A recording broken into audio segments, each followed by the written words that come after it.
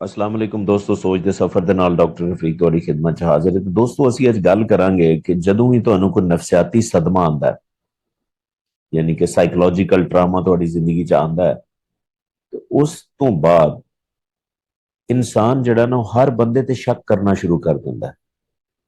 ਇਹਦੀ ਕੀ ਵਜ੍ਹਾ ਹੈ ਔਰ ਇਸ ਚੋਂ ਕਿਵੇਂ ਨਿਕਲਿਆ ਜਾ ਸਕਦਾ ਹੈ?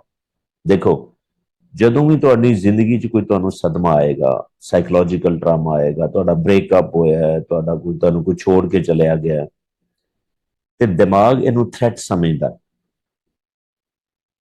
ਦਿਮਾਗ ਇਸ ਪਰੇਸ਼ਾਨੀ ਨੂੰ ਫਿਊਚਰ ਵਾਸਤੇ ਥ੍ਰੈਟ ਸਮਝ ਲੈਂਦਾ ਹੈ ਕਿ ਫਿਊਚਰ 'ਚ ਵੀ ਇਹ ਚੀਜ਼ ਹੋ ਸਕਦੀ ਹੈ। ਜਦੋਂ ਇਨਸਾਨ ਦਾ ਦਿਮਾਗ ਇਹ ਸੋਚਦਾ ਹੈ, ਤੇ ਇਨਸਾਨ ਦੇ ਦਿਮਾਗ ਦੇ ਵਿੱਚ ਖਾਸ ਹਿੱਸਾ ਹੁੰਦਾ ਜਿਹੜਾ ਇਮੋਸ਼ਨਲ ਬ੍ਰੇਨ ਏਰੀਆ ਹੁੰਦਾ, ਉਹ ਐਕਟਿਵ ਹੋ ਜਾਂਦਾ। ਉਹਦਾ ਕੰਮ ਹੀ ਓਵਰ ਥਿੰਕਿੰਗ ਕਰਨਾ, ਯਾਨੀ ਕਿ ਜਦੋਂ ਉਹ ਬ੍ਰੇਨ ਏਰੀਆ ਐਕਟਿਵ ਹੋਏਗਾ ਤੇ ਇਨਸਾਨ ਹਾਈਪਰ ਵਿਜੀਲੈਂਟ ਹੋ ਜਾਂਦਾ, ਯਾਨੀ ਕਿ ਇਨਸਾਨ ਨੂੰ ਲੱਗਦਾ ਕਿ ਹਰ ਬੰਦਾ ਉਹਦੇ ਨਾਲ ਦੁਬਾਰਾ ਸਦਮਾ ਕਰ ਸਕਦਾ, ਦੁਬਾਰਾ ਨੁਕਸਾਨ ਪਹੁੰਚਾ ਸਕਦਾ, ਕਿਉਂਕਿ ਬ੍ਰੇਨ ਦਾ ਉਹ ਏਰੀਆ ਇੰਨਾ ਕੁ ਵਿਜੀਲੈਂਟ ਹੋ ਜਾਂਦਾ ਹੈ ਕਿ ਤੁਹਾਨੂੰ ਹਰ ਬੰਦਾ ਤੁਹਾਨੂੰ ਚੋਰ ਨਜ਼ਰ ਆਏਗਾ ਕਿ ਇਹ ਬੰਦਾ ਮੇਰੇ ਨਾਲ ਦੁਬਾਰਾ ਕਰ ਸਕਦਾ।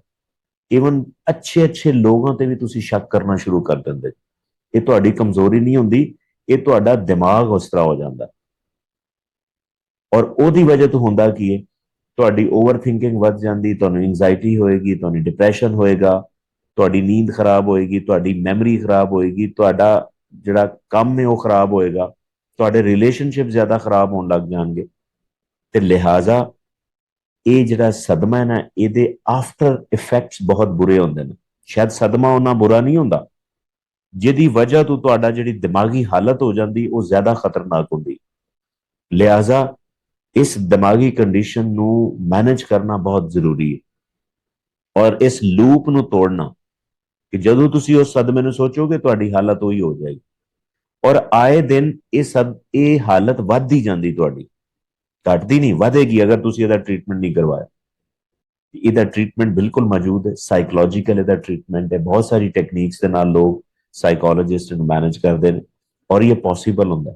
ਤੁਸੀਂ ਦੁਬਾਰਾ ਤੋਂ ਕਿਸੇ ਤੇ ਇਤਮਾਦ ਕਰਨਾ ਸ਼ੁਰੂ ਕਰ ਸਕਦੇ ਔਰ ਇਸ ਤਰ੍ਹਾਂ ਦੀ ਟੈਕਨੀਕ 'ਚ ਜ਼ਿਆਦਾਤਰ ਇੰਪੋਰਟੈਂਟ NLP ਹੈ, CBT ਹੈ, ਹਿਪਨੋਸਿਸ ਹੈ।